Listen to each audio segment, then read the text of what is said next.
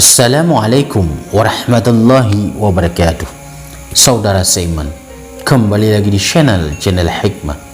Kali ini kita akan membahas tentang Allah mengumpulkan sesuatu dari para makhluk.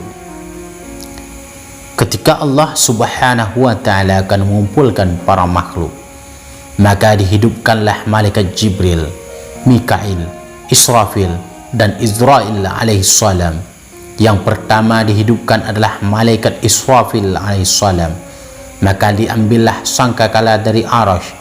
Lalu Allah subhanahu wa ta'ala mengutus malaikat Ridwan seraya berkata, "Hai Ridwan, hiasilah surga-surga dan siapkanlah pakaian untuk Nabi Muhammad sallallahu alaihi wasallam beserta umatnya."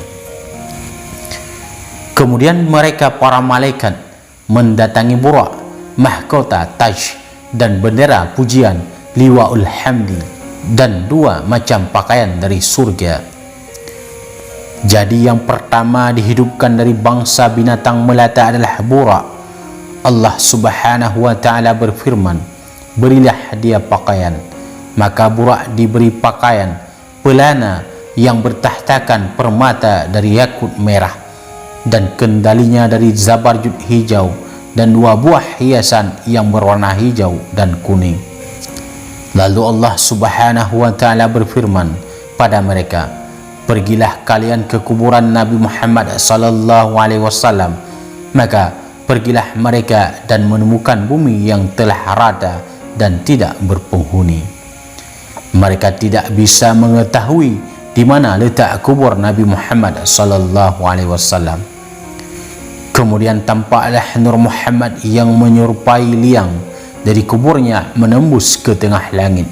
Jibril lalu berkata, "Panggillah olehmu, hai Israfil.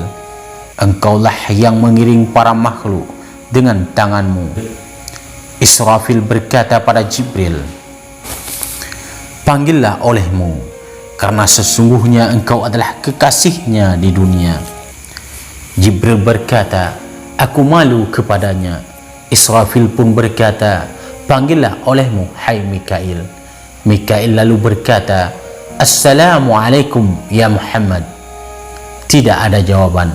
Mereka lalu berkata pada malaikat maut atau Izrail alaihissalam, "Panggil olehmu." Malaikat maut berkata, "Wahai ruh yang bagus, kembalilah pada badan yang bagus." Tidak ada jawaban. Israfil alaihissalam lalu memanggil lagi, "Wahai ruh yang bagus, masuklah pada badan yang bagus." Tidak ada jawaban.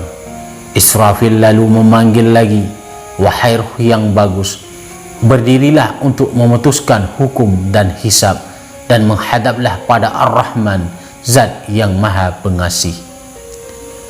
Maka terbelahlah kubur dan dia Nabi Muhammad sallallahu alaihi wasallam duduk di dalam kuburnya dan menyapu debu pada kepala dan janggutnya.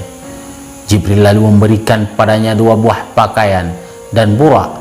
Nabi Muhammad sallallahu alaihi wasallam lalu berkata, "Hai Jibril, hari apakah ini?"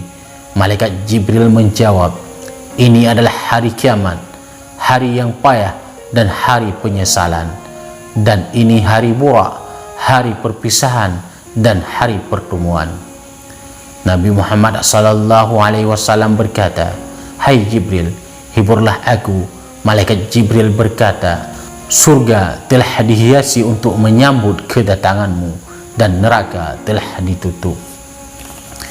Nabi sallallahu alaihi wasallam berkata, "Aku tidak menanyakanmu tentang itu, tapi aku bertanya tentang umatku yang berdosa. Jangan-jangan kamu meninggalkannya di atas sirat atau jembatan." Malaikat Israfil alaihissalam berkata, "Demi keluhuran Tuhanku, hai Muhammad, aku tidak meniup sangkakala kebangkitan sebelum engkau bangun." Nabi Muhammad sallallahu alaihi wasallam berkata, "Sekarang hatiku tenang dan mataku tenang."